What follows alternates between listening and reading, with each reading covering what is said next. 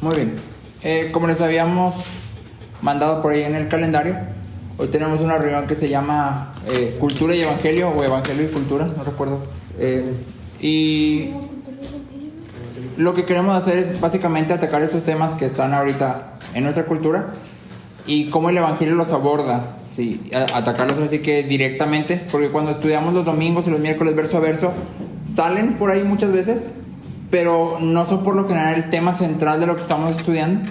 Entonces no nos detenemos ahí como vamos a hacer un estudio de esto a profundidad. Entonces queremos hacerlo en ciertos temas que creemos que son relevantes. Y hoy es la primera, así que quiero empezar con una dinámica muy sencilla y los invito a todos a participar, miembros y no miembros, ¿ok? Entonces lo que me gustaría que hiciéramos es esto. Imagínate que estás aconsejando a una persona, a quien tú quieras, y esta persona viene y te va a confesar su pecado o aquello con lo que está batallando. Y lo que yo quiero que hagas es que me digas lo primero que viene a tu mente, ¿sí? Entonces, imagínate este escenario, ¿no? Viene una persona y te dice: oye, ¿sabes qué? Estoy batallando muchísimo con la comida, con el ejercicio, o sea, yo sé que como más de lo que debo, batallo, no puedo dejar el pan, los dulces, y a salir a correr la verdad no me gusta, o sea, no, está bien cansado, y luego digo, sí lo voy a hacer, pero no tengo tiempo, o sea, sí, la coca, exactamente. ¿Qué piensas tú? Lo primero que venga a tu mente, una persona que te dice esto, o sea, te está diciendo, estoy batallando mucho con esto, lo primero que viene a tu mente es: está en pecado. No es cierto, claro que no. Te recomiendo el libro que acabo de leer. Te recomiendo un libro. Yo pienso eso. Quien quiera. Bienvenido. Yo batallo con Por dos. otra Si no cosa. pierdes de una. Yo batallo con otra cosa. O sea, yo, No, pues Igual, tú pondrías otro ejemplo de algo que estás batallando. sí. ¿Ok? yo también pondría un ejemplo de que pues es una carne es débil. La carne es débil. Y diría que sí debemos hacer algo, que es bueno que lo tenga en mente, pero hay que hacer algo. ¿Ok? Bien. Ahora, siguiente ejemplo. ¿Gustan comentar?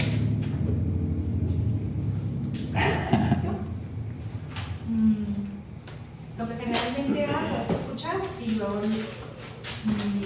los llevo a lo que dice la palabra. ¿Sí? ¿Ok? ¿Sí? Bien. O sea, más cuando son cristianos, que ya sé que son cristianos, y cuando no, los llevo por un camino y luego digo, mira, la escritura dice esto, Dios nos enseña esto. ¿Ok? Muy bien. Gracias. Ok, siguiente ejemplo. Lo mismo. Viene una persona, otra si quieres, la misma, no sé, y te dice: oye, ¿sabes qué? Estoy batallando muchísimo con la pornografía. Creo que soy adicto, he intentado dejarlo, ya hice planes, hice esto, hice aquello, le puse clave al celular, a la computadora, pero vuelvo y es algo que no puedo dejar. ¿Qué piensas?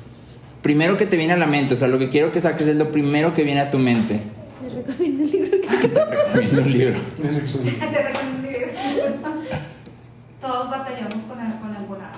Todos batallamos con algo. O sea, Muy bien. Pecado es pecado, no hay como que uno es peor que otro. Ajá. Y pues Ok. hay que luchar. O sea, y a ella me refiero igual que a pecado. Ok. ¿Sí? ¿Todos igual? ¿Vamos por la misma línea? Pues, Hacerlo sentir peor por eso mismo. Sí. A lo que yo lo que le digo es que la técnica que yo uso es que le corro. Ok. ¿Estamos hablando de cristianos o no cristianos? Todo. Es una persona que viene y, no sé, te tuvo confianza, bro. No la conoce así como que para decir, no, te tuvo confianza y te dice, estoy batallando con la pornografía, o sea, la verdad estoy en el hoyo. Lo primero que te viene a tu mente, porque no es tanto la cuestión de cómo lo aconsejarías, que creo que eso ya, como decía Selena, hay una parte, hay que escuchar para conocer quién es la persona y después poder dar un consejo, pero es lo primero que viene a tu mente cuando alguien te dice esto. Si alguien te hubiera dicho esto, ¿qué es lo primero que piensas? Sé honesto. No. Ok. Muy bien, entonces creo que hasta ahí vamos por el mismo camino. La verdad yo no pensaría igual que ustedes. Por ejemplo, en el primer caso yo diría todos.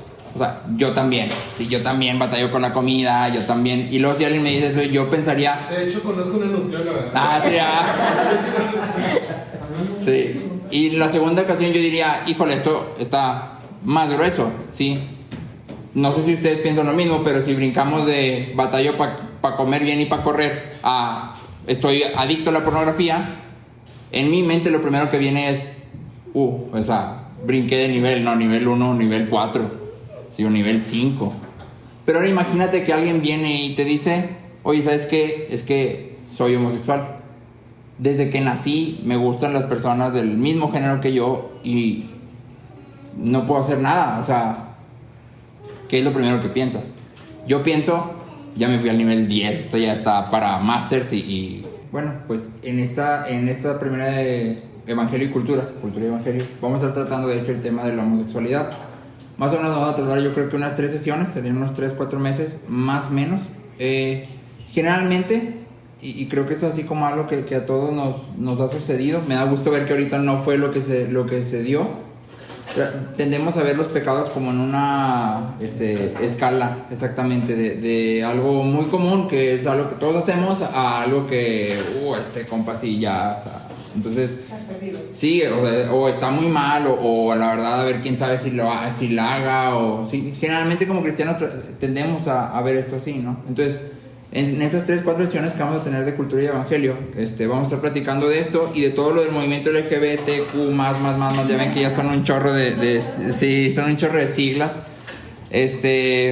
Primero, te comento que voy a estar usando la palabra homosexual para referirme a todo lo que significa LGBTQ++. Sé que no es como políticamente correcto porque cada sigla es una cosa diferente, pero me tardaría mucho diciendo LGBTQ++ cada vez que lo... Sí, entonces te lo aclaro desde el principio, ¿no? Entonces, antes de entrar en el tema de hoy, te hago un mapa sobre lo que vamos a estar platicando a lo largo de las sesiones, ¿sí?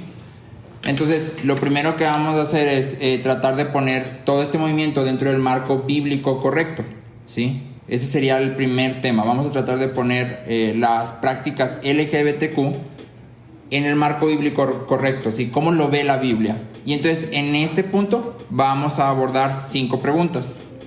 ¿Sí? Estas 5 preguntas las abordamos principalmente porque son argumentos que cristianos pro LGTBQ utilizan, ¿sí? Entonces, estas 5 preguntas las estamos abordando por eso. Primera pregunta es, ¿el relato en Génesis es normativo o solo narrativo? Sí, el relato en Génesis me refiero al relato donde Dios crea hombre y mujer, ahorita lo vamos a revisar. El relato en Génesis, ¿es normativo o solo narrativo? Sí, esa sería la primera pregunta. Segundo. Espérame, por favor. Espera. ¿Normativo o...? ¿Dijiste normativo o narrativo? Sí, ¿es normativo o solo narrativo? Es decir, ¿nomás te está contando una historia o te está estableciendo una norma? Sí. ¿Sí? ¿Es narrativo o normativo? Segunda pregunta. ¿Qué dice la ley y por qué sigue fungiendo? ¿Qué dice la ley y por qué sigue fungiendo? Por ley me refiero a la ley mosaica, no ley civil. ¿Qué dice la ley y por qué sigue fungiendo?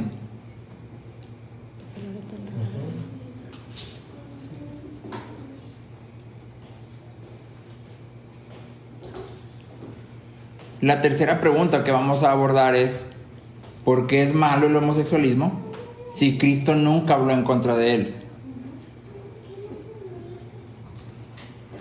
¿Por qué es malo el homosexualismo si Cristo nunca habló en contra de él?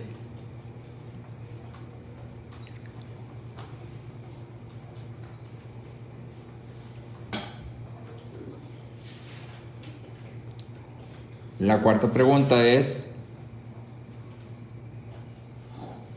cuando Pablo escribe acerca del homosexualismo, ¿es el mismo que vemos hoy?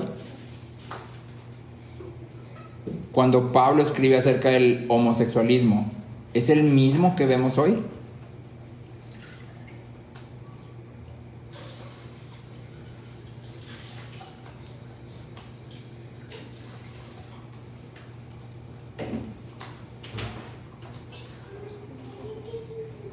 Y la quinta pregunta es, ¿cuál pecado?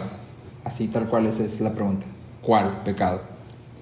Sí, recuerda que esto es lo primero que vamos a estar platicando, es decir, esto es lo que vamos a ver hoy, y la intención es ver las prácticas LGBTQ desde el marco bíblico correcto, ¿sí? Interpretando la Biblia correctamente.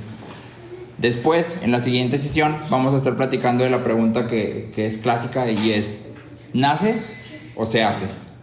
¿Sí? La persona homosexual nace o se hace. Eso sería en la segunda sesión. En la tercera sesión estaríamos platicando sobre una cuestión que es como más reciente, pero la verdad no creo que esté tan alejada de nosotros. Yo he sabido de iglesias aquí que lo practican, y vamos a estar platicando acerca de si se puede ser homosexual y cristiano a la vez. ¿Sí? Y por último vamos a estar platicando de cómo nosotros como iglesia debemos de relacionarnos con estas personas, ya sea que se digan cristianos o no. ¿Sí? Entonces más o menos ese es nuestro mapa de lo que vamos a estar platicando. ¿Sí? Como les comento, espero tardarme 3, a lo mucho 4 sesiones, pero más o menos eso es lo que vamos a estar platicando. ¿Sí? Entonces ya con esto me gustaría que pusiéramos el tema de la homosexualidad como en la perspectiva antes de entrar al marco bíblico.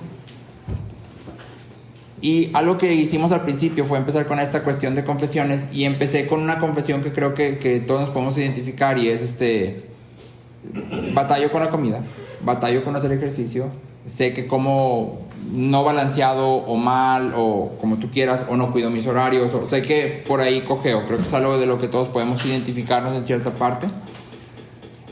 No podemos hacer lo mismo con decir soy homosexual, y eso hace que tendamos a ver esa parte como algo más profundo, grueso, complicado.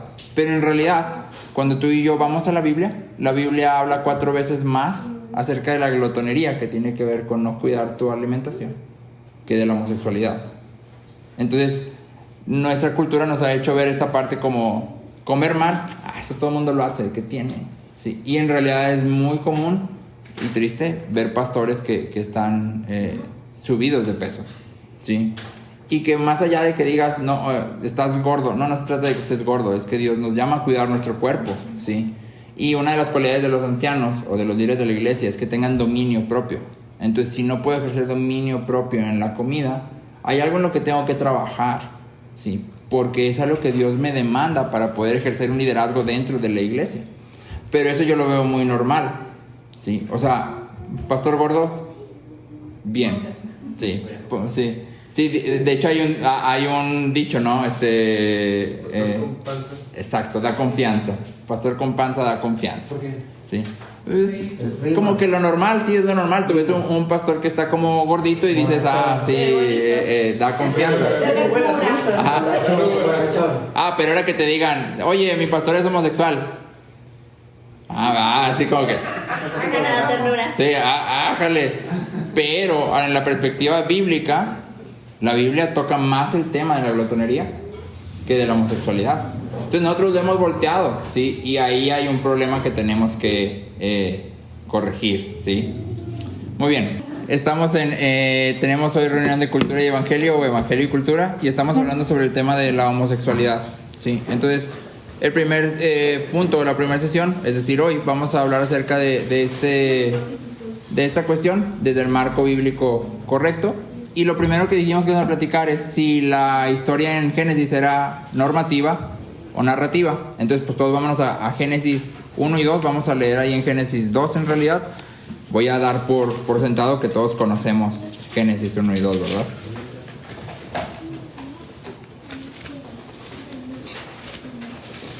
Entonces, acuérdate, estas preguntas específicas las estamos abordando porque son cosas que los cristianos pro LGBT utilizan para decir sí se puede, o sea, puedes vivir así y ser un cristiano, o sea, puedes tener una relación con Dios y al mismo tiempo practicar todo esto, ¿sí? Entonces, esta primera pregunta es, ellos dicen esto nada más es narrativo, no establece una norma, sino simplemente te cuenta algo que Dios hizo, ¿sí? Entonces, lo que vamos a ver es que hay por lo menos 3 razones que nos pueden servir a nosotros para decir esto es normativo, no se trata de algo que Dios esté platicando, sino que es una norma y lo puedes ver ahí mismo en la Biblia. Entonces acompáñame por favor a Génesis 2:21.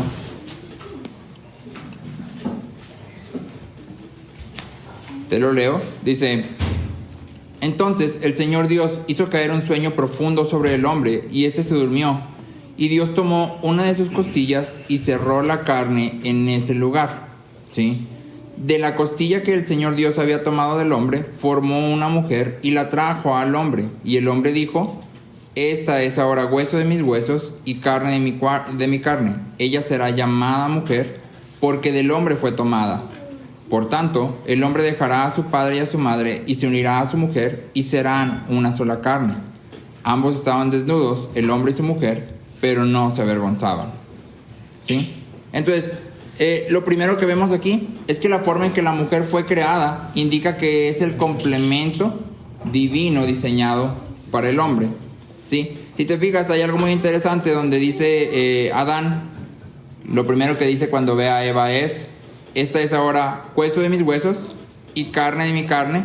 Ella será llamada mujer, porque del hombre fue tomada. ¿Sí? Lo primero que Adán puede ver en la mujer y que lo asombra es que es similar a él, pero al mismo tiempo diferente. ¿Sí? Es de la misma esencia, porque dice hueso de mis huesos, carne de mi carne. O sea, son de la misma esencia, pero al mismo tiempo ella se llama varona. ¿Sí? Es decir, ella me complementa. Entonces, eso es lo primero que tú y yo podemos ver aquí, que es normativo. ¿Por qué? Porque estamos viendo que Dios hizo o creó una persona que en su diseño divino complementa al hombre. ¿Sí? Segundo punto que podemos ver es que la naturaleza de la unión de una carne presupone que sean dos personas del sexo opuesto. Si te fijas, vámonos a 1 Corintios 6, 15 y 16, por favor. 1 Corintios 6, 15 y 16.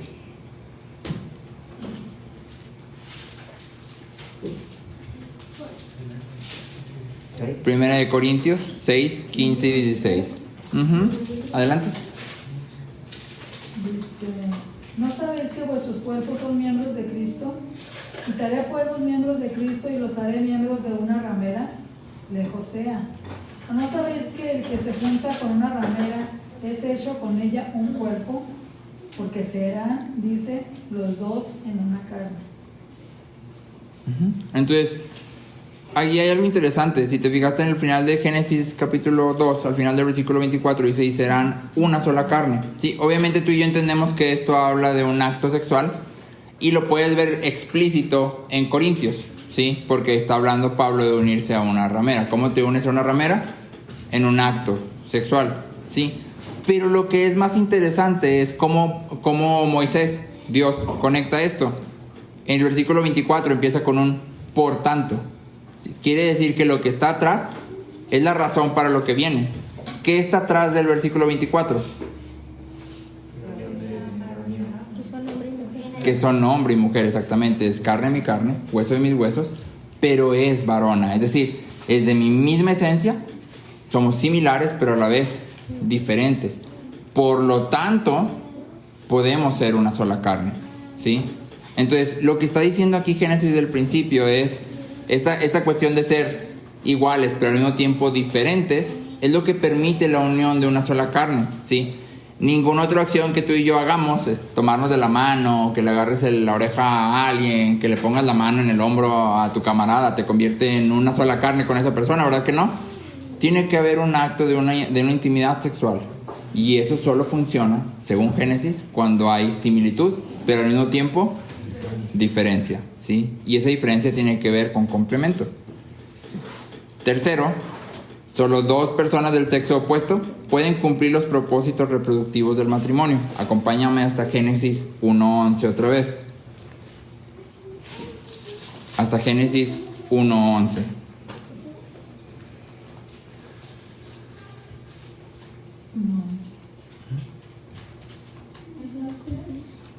Sí, quien lo tenga lo puede leer.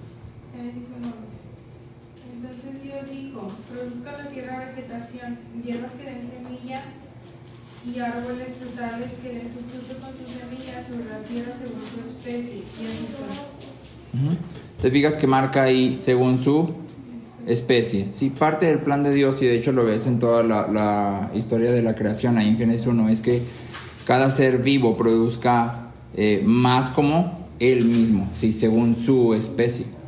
Entonces, parte del diseño de complementarse, hombre y mujer, tiene que ver con producir más según su especie. Y esto no puede suceder en una relación homosexual, ¿sí?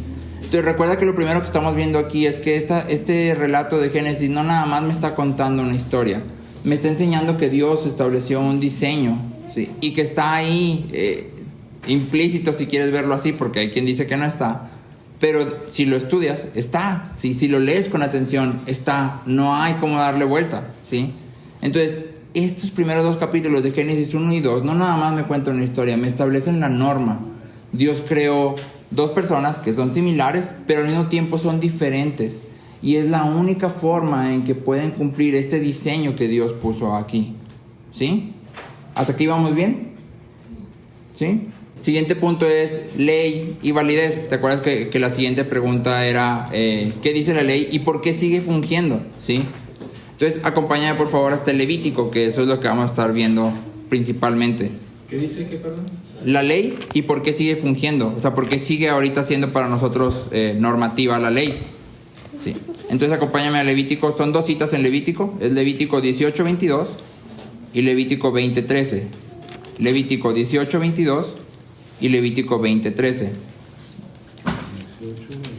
18:22 y 20:13. ¿Qué dice la ley? ¿Por qué sigue vigente? ¿Y por qué sigue vigente? Exactamente, porque es válida para nosotros hoy. Yo tengo 17. Adelante, 18:22. No te acostarás con varón como los que se acuestan con mujer, es una abominación. Muy bien, gracias. ¿Y 20:13?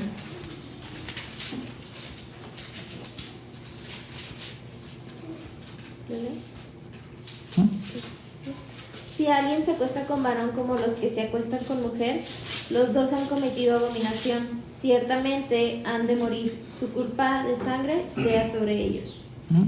Entonces, si te fijas aquí en estos 2 versículos de Levítico, realmente el tema de la homosexualidad está ahí, ¿verdad? No hay así como que tengas que buscarle, es totalmente explícito, pero hay mucha controversia respecto a estos 2 versículos específicos. Cuando tú y yo agarramos Levítico, cuando cierra Éxodo, en el último capítulo de Éxodo, de las últimas cosas que se nos dice es que no se podían acercar al tabernáculo por la presencia de Dios.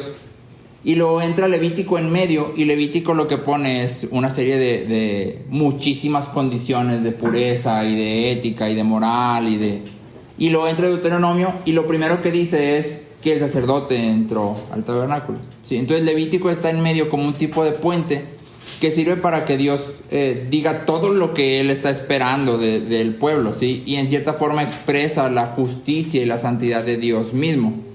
De hecho, la palabra santidad o santo aparece 87 veces en Levítico, ¿sí? Es el tema central del libro, la santidad, ¿sí? Entonces, el capítulo 18 habla de la santidad en relación con la familia y la actividad sexual, y pone algunas reglas básicas. Lo puedes leer si quieres, aquí nada más te las pongo así rápido. El incesto es malo, tomar la esposa de otro es malo, tocar a una mujer durante su menstruación es malo, el adulterio es malo, matar a tus hijos es malo, la actividad homosexual es mala y la bestialidad es mala, ¿sí? Entonces todo esto es lo que este capítulo de Levítico aborda, ¿sí? La pregunta es, ¿por qué deberíamos de tomar la prohibición de la actividad homosexual como relevante? Y creo que la pregunta tiene bastante peso. Si no te la has hecho, tiene bastante peso. Porque si te vas a Levítico, vas a encontrar muchas cosas como no debes de prestar con intereses. Hay cristianos que se dedican a prestar con intereses, ¿sí? No debes de vestir prendas que combinen 2 tipos de telas diferentes. También una prohibición de Levítico. Y todos traemos playeras, pantalones y demás, que tanto poliéster, tanto algodón, ¿sí? Sí. También dice que no debes de comer tocino. Ah, pero échame tocino en mis huevitos estrellados, ¿va? Entonces, ¿por qué si agarro unas cosas y otras no? O sea, ¿por qué si cuando, oye, es que yo puedo ser homosexual? No, pero es que la Biblia dice pero como tocino. Y me pongo mi playera de Zara, que es mitad de esto, mitad de aquello, 80% poliéster, 10% algodón y 10% plástico. O sea, ¿por qué? ¿Por qué? ¿Sí? Esa es la pregunta. Creo que tiene bastante peso si no nos la hemos hecho. Y si la presentan de primeras así, pudiera agarrarnos en bajada, ¿sí? Porque lo que puede ser es, estás siendo culpable de agarrar nomás los textos o las leyes que tú quieres y las que no te costean, ¿no? ¿Verdad? Entonces, hay algunas razones por las que tú y yo debemos de ver estas prohibiciones como expresiones de la voluntad moral de Dios. Si te acuerdas que por eso te empezaba, Levítico está entre Números y Deuteronomio, Éxodo y Números, perdón, y lo que hace es poner este puente esto es lo que Dios está esperando, ¿sí? La presencia de Dios es santa y esto es lo que implica la santidad de Dios. Esto es lo que tú tienes que hacer para que puedas entrar al tabernáculo. Y por eso después de Levítico el sacerdote puede entrar al tabernáculo, porque antes de Levítico no se le dice cómo hacerlo, lo único que él sabe es no puedo entrar. Si entro, me voy a morir, ¿sí? Entonces, primer razón, sí, que esto es lo que deberíamos de tomar como, ¿por qué sí puedo tomar esto de la homosexualidad y no lo de las prendas? ¿O por qué sí esto y aquello no? Primero, ninguno de los discípulos de Cristo, y cuando digo discípulos de Cristo, hablo de ti y de mí, deberíamos de asumir que la ley mosaica es irrelevante. Ni tú ni yo, cuando llegamos al mandamiento de no comer puerco, deberíamos decir, eso ya no vale. ¿Sí? Está en la Biblia. Y si está en la Biblia, es importante, de alguna forma, ¿sí? Cristo mismo vino y dijo que Él no venía a abolir ni siquiera la iota más pequeña, que la iota era una letra, que era básicamente como si le pusieras un acento nada más a una letra, ¿no? ¿Sí? Entonces ni siquiera abolió eso, porque entonces tú y yo diríamos, no, es que eso del tocino ya no vale. Estaríamos cerrando si lo tomamos de esa forma. No, es que ¿Sí? Puede ser, el tocino sí está chido. Entonces, Jesús habló de cumplir la ley, ¿sí? Eso es lo que Él dice, no habla de descartarla, sino de cumplirla. Y entonces, en ese sentido, nada de lo que el Antiguo Testamento dice debe hacerse a un lado, ¿sí? El principio central de Levítico 18 y Levítico 20, que está ahí adelantito, no se trata de que Dios no aprueba el comportamiento sexual, no ese es el principio, porque si te fijas dice muchas cosas, no habla solo de la homosexualidad, más bien tú y yo tenemos que ver cuál es la idea general y desde la misma palabra soportarlo. Y es lo que vamos a estar haciendo ahorita, ¿sí? Entonces, acompáñame ahí adelantito. Estamos en Levítico 18. Vámonos a Levítico 19, por favor. Versículo 18. Quien me lo quiera leer. 19, 18. Por favor. Dice: No te vengarás ni guardarás rencor a los hijos de tu pueblo, sino amarás a tu prójimo como a ti mismo, yo Jehová. Y este versículo es de los que Jesús más cita en su ministerio. Amarás a tu prójimo como a ti mismo. Y está en Levítico, ¿sí? Es decir, Levítico no pasa a ser un libro obsoleto para ti y para mí. Tiene significado y tiene relevancia, ¿sí? Tanto Pedro como Pablo citan Levítico como parte de su llamado a la santidad, ¿sí? La ética sexual del Antiguo Testamento no es abrogada, ¿sí? Es decir, no se quita.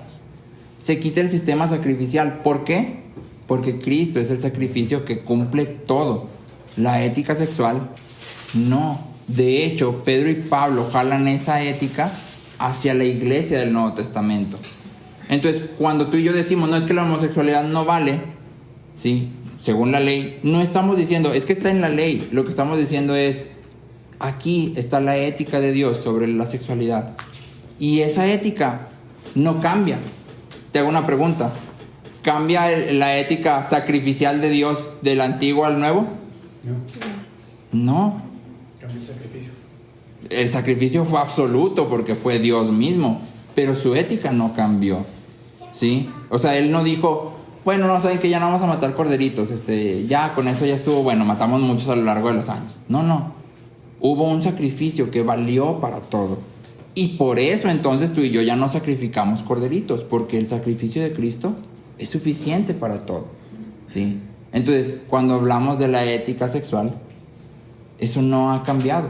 Dios la estableció aquí y su ética sigue siendo la misma, ¿sí? Tercero, no sé si te fijaste ahí en Levítico 18, que se le llama a la actividad homosexual una abominación, ¿sí?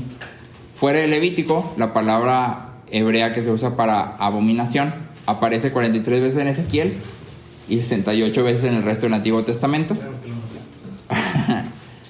Y usualmente es con respecto a pecados especialmente serios, pecados que Dios de verdad desprecia, ¿sí? Entonces tú y yo no podemos tomar esta palabra y decir, no, es que en el Antiguo Testamento era un tabú social o era algo así como de una impureza ritual, porque el Levítico habla mucho de esto, ¿sí? Sino que cuando dice es abominación, está diciendo, esto es algo que Dios repudia totalmente, algo que Él no puede ver y no puede soportar, ¿sí? La actividad homosexual es el único pecado en todo el código de santidad, en todo Levítico, al que se le llama abominación. ¿Sí? Entonces hay una marca de Dios muy fuerte en decir, actividad sexual igual a abominación, es algo que no puedo ver. ¿Sí? Y no va a cambiar al pasar de los años. 4, y creo que esta es la parte así como más fuerte, cuando habla acerca de la menstruación, las relaciones sexuales y la impureza, porque si te acuerdas aquí en Levítico 18, habla acerca de que no puedes tener relaciones ni tocar a una mujer que esté en sus días. Entonces tú y yo pues ya no guardamos esto, ¿verdad? Y no sucede que de repente toco por accidente a mi esposa y que, oye, fíjate que no, y ya fui impuro, ¿sí? Eso sucedía en ese momento. ¿Por qué eso no vale y lo demás sí? Porque eso no está hablando de ética sexual, está hablando de impureza ritual. Cuando venimos al Nuevo Testamento, la impureza ritual se acaba, ¿sí? Ahora hablamos de impureza moral, ¿sí? El Nuevo Testamento nos apunta hacia la moralidad. Cuando leíamos Corintios, hablábamos de que el Evangelio también implica tener un nuevo conjunto de reglas éticas. El Evangelio tiene que cambiar mi ética, ¿sí?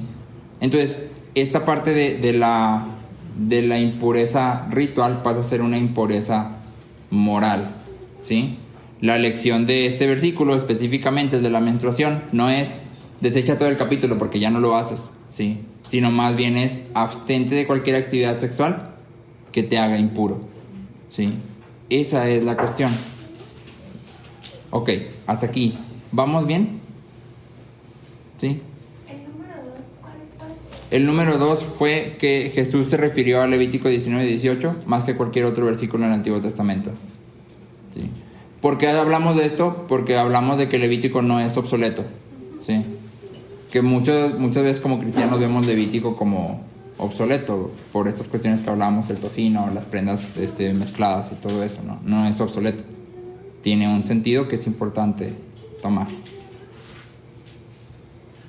¿Cómo definirías impureza moral? O sea, ¿a qué se refiere como moral? Moral tiene que ver con lo que hemos visto, por ejemplo, en Corintios veíamos la cuestión de el muchacho que anda con la esposa de su papá. Ahí hay una parte de romper la moralidad cristiana, ¿sí? Entonces, bueno, de hecho hasta la gentil, porque Pablo dice ni los gentiles, ¿sí? Entonces tiene que ver con eso, exactamente. O sea, él está haciendo algo que en base a la moralidad cristiana está saliéndose de. Y Pablo lo habla acerca de muchas cosas. Por ejemplo, Pablo cuando habla todas las listas de pecados, habla acerca del secuestro, no sé si recuerdas, lo vamos a ver por ahí, los afeminados, que eran los homosexuales pasivos. Eso tiene que ver con transgredir la moralidad del Nuevo Testamento, ¿sí? O la moralidad del Evangelio, si quieres verlo así. Ok, entonces no es moral de nosotros como gente, sino lo que el Evangelio establece. La moralidad siempre tiene que ver con la gente. Aquí no tiene que ver con mi cultura mexicana, gringa, inglesa. Sí, que las iglesias puedan decir, no pasa nada. No, la moralidad la marca el Evangelio mismo. Sí, yo debo de ponerme ahí, qué es lo que el Evangelio dice que es moral e inmoral, ¿sí? Y vivir entonces acorde a, ¿sí? Entonces pasamos a la tercera pregunta, que es ¿por qué el homosexualismo es malo si Cristo nunca habló del homosexualismo? No, es que tenemos 5 preguntas que planteamos al principio. Y vamos contestando una por una. ¿Por qué el homosexualismo es malo? Si Cristo nunca habló en contra de él. O sea, Cristo nunca dice nada en contra del homosexualismo y ya estamos hablando en el Nuevo Testamento y estamos hablando de Cristo. Entonces, ¿por qué? Sí, ¿por qué dirías tú que es malo, no? Sí. La razón para las prohibiciones en contra de la homosexualidad en la ley mosaica eran que el hombre fue diseñado para tener relaciones con una mujer, no con otro hombre, ¿sí?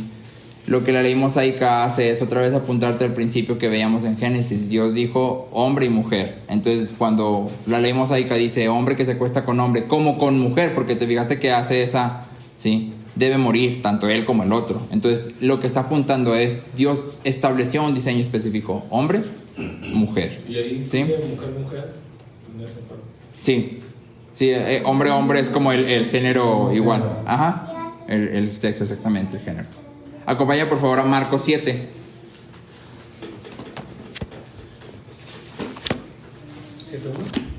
No, 7, 20 al 23. Marcos 7, 20 al 23. Dijera Benjamín, muy interesante. Sí, está muy interesante. De hecho, ahorita me salió. No, me hace clic con muchas cosas. ¿Marcos qué? Marcos 7, 20 al 23. Quien lo tenga, que lo lea, por favor. Adelante. Dice, también decía, lo que sale del hombre, eso es lo que contamina al hombre, porque de adentro del corazón de los hombres salen los malos pensamientos, fornicaciones, robos, homicidios, adulterios, avaricias, maldades, engaños, sensualidad, envidia, calumnia, orgullo e insensatez. Todas estas maldades de adentro salen y contaminan a uno. ¿Y qué tiene que ver este versículo con la homosexualidad? Va, si no dice nada de los homosexuales. Bueno, como ya lo hemos visto en Corintios, la palabra que se usa aquí para fornicaciones es la palabra porneia. Y te acuerdas que decíamos que porneia, de donde nosotros tenemos la palabra pornografía, significa cualquier desviación sexual. Cualquier desviación sexual entra dentro de esta palabra, ¿sí? Se usa para designar cualquier desviación sexual, ¿sí? Entonces, cuando vemos que Cristo dice esto, tú y yo, fornicación, inmediatamente nos lleva a pensar en actividad sexual fuera del matrimonio. Pero para los oyentes de Jesús, pensaban en todo lo que la ley mosaica decía. ¿Por qué? Porque ese era su contexto. Entonces, cuando Jesús dijo fornicaciones, los oyentes inmediatamente conectaban con bestialidad, incesto, homosexualidad, todo eso. ¿Por qué? Porque todo eso entra en la categoría de porneia, ¿sí? Entonces, tú y yo tenemos que entender que cuando Cristo habla del matrimonio, acompáñame a Mateo 19, por favor. Este es un versículo importante, el de Mateo 19. Y creo que vamos a estar regresando bastante para acá. 19, vamos a leer dos versículos, que será el 4 y 5 y 10 al 12. 4, 5 y 10 al 12. 19, 4 y 5 y 10 al 12. Es Mateo 19, 4 y 5 y 10 al 12. Te los leo. Dice: Jesús les respondió: ¿no han leído que aquel que los creó desde el principio los hizo varón y hembra? Y dijo: por esta razón. ¿Por cuál razón? Porque los creó varón y hembra. El hombre dejará a su padre y a su madre y se unirá a su mujer, y los dos serán una sola carne. Entonces otra vez Cristo establece este principio, porque son varón y hembra, misma esencia, pero diferentes, pueden ser una sola carne, ¿sí? Y luego versículo 10, ¿sí? Cristo está hablando aquí del divorcio y pone unas reglas, y entonces los discípulos contestan: si así es la relación del hombre con su mujer, no conviene casarse. Es decir, eso del matrimonio, como tú lo estás poniendo, está muy difícil. Sí, o sea, si así me lo vas a poner, mejor no me caso. Y lo muy interesante es la respuesta de Cristo. Jesús les dijo: no todos pueden aceptar este precepto. ¿Cuál? El de no casarse. Dice: sino solo aquellos a quienes les ha sido dado, porque hay eunucos que nacieron así desde el seno de su madre, y hay eunucos que fueron hechos eunucos por los hombres, y también hay eunucos que asimismo se hicieron eunucos por causa del reino de los cielos. El que pueda aceptar esto, que lo acepte. Es decir, el que pueda ser eunuco, dale, va, o sea, si puedes, órale, sí, le dije. Así es. Entonces Cristo establece cuál es la relación o cuáles son tus opciones. O te casas con una mujer, o una mujer con un hombre, o te quedas eunuco. Dale por donde más te guste. Esas son tus dos opciones, ¿sí? Entonces, aunque Cristo no utiliza la palabra homosexual explícitamente, sí establece el principio básico, ¿sí? Y fundamental: hombre, mujer, no hay otra. Y cualquier fornicación porneia te va a llevar a la muerte, ¿sí? Entonces, que te digan, Cristo nunca habló. No, sí habló. Que tú y yo no lo veamos porque nuestro contexto es diferente, no quiere decir que Él no lo haya tocado, ¿sí? Paso a la siguiente pregunta. Estas dos las conté porque creo que son más cortas. Y esta es la parte del diferente tipo de homosexualismo. La pregunta 4 era: cuando Pablo habla del homosexualismo, ¿es el mismo que vemos hoy? Mucho de lo que los cristianos pro LGBTQ más dicen es que el homosexualismo en aquel entonces era diferente al homosexualismo de hoy, Hoy cuando hablamos de homosexualismo es una relación de amor consensuada para toda la vida, donde la gente se quiere casar y vivir junta y tener una familia y adoptar hijos, o sea, es así como algo muy hermoso. En aquel entonces eran las relaciones homosexuales, eran nada más de abuso. Ya fuera un hombre mayor con un niño o un amo con un esclavo. Esa era la homosexualidad que existía en aquel entonces. Por eso Pablo dice que no. O sea, si Pablo hubiera visto la relación homosexual de hoy, no se hubiera opuesto. ¿Por qué? Porque ahorita todo es consensuado, con amor, exactamente. El amor, ¿verdad? Sí, Principalmente. exactamente, sí. Ahora no es forzado. Exacto, ahora no hay un abuso, no hay un dominio, ¿sí? Es con amor, ¿sí? Pero en realidad hay un señor que se llama Thomas Hubbard, que no es cristiano y que es homosexual, y que él se dedicó a recopilar todos los documentos que hablan sobre homosexualidad a través de la historia. Tiene un libro acá así mega bañadísimo. Entonces, él dice, en su resumen sobre la vida sexual de Roma, te lo leo, dice: la homosexualidad en esta era, está hablando en el primer siglo, dice, había dejado de ser una práctica personal de placer y comenzaba a verse como una categoría central y esencial de identidad personal. ¿Te suena? Sí, o sea, ya no se trataba nada más de que te gustara, ya era parte de tu identidad. Y luego dice, era exclusiva y era opuesta a la orientación heterosexual. Es decir, si eras homosexual, no eras heterosexual, ¿sí? Algunas parejas homosexuales juraban amor a sus compañeros de por vida. Sí, había amor. Exacto. Entonces, para todos los historiadores que se han echado un clavado a ver todo esto, sí, es pues claro que ha sido igual, ¿sí? Lo que tú y yo hoy vemos en el movimiento no es reciente, ¿sí? Entonces, cuando Pablo dice, ni los que practican la homosexualidad, ni los afeminados, que eran los homosexuales pasivos, ¿sí? No está hablando de gente que está siendo abusada, está hablando de cualquier tipo de relación, con o sin amor, con o sin consentimiento, con o sin compromiso, ¿sí? No cambia. Lo que Dios estableció como principio sigue siendo normativo, ¿sí? Última pregunta. Te dije que nada más le pusieras ¿qué pecado? Sí. Yo le puse ¿qué? ¿Cuál? ¿Qué sí, pecado? ¿Cuál pecado? ¿Qué pecado? O sea, ¿de qué estamos hablando? Cuando hablamos de todo esto que la Biblia prohíbe, ¿de qué estamos hablando? Específicamente, ¿qué es lo que la Biblia prohíbe? ¿Sí? Y aquí me gustaría aclarar algo así de forma tajante, sin meternos mucho. El pecado es la práctica homosexual.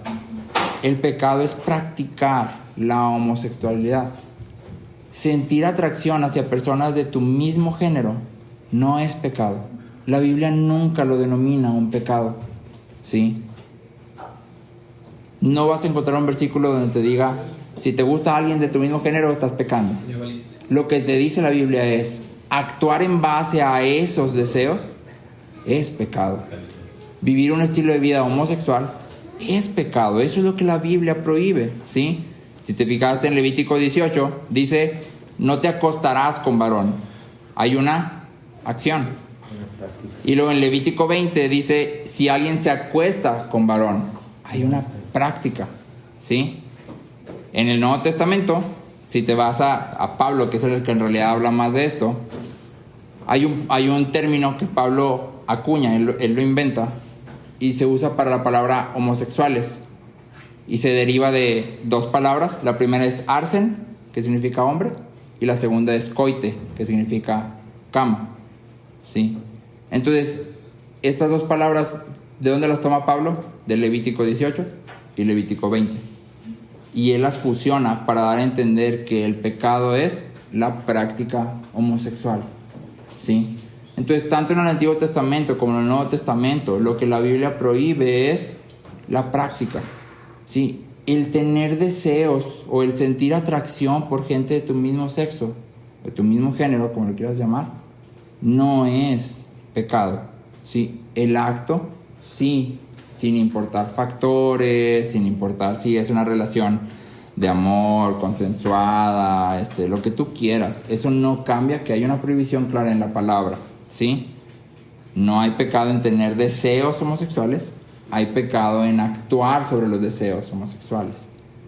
No voy a ahondar en esto porque de hecho de esto es lo que vamos a estar platicando en las sesiones que siguen, ¿sí? ¿Qué pasa entonces con esta parte de la gente que tiene esta inclinación, si quieres verlo así, u orientación, ¿sí? ¿Y cuáles son sus opciones y qué deberemos hacer nosotros?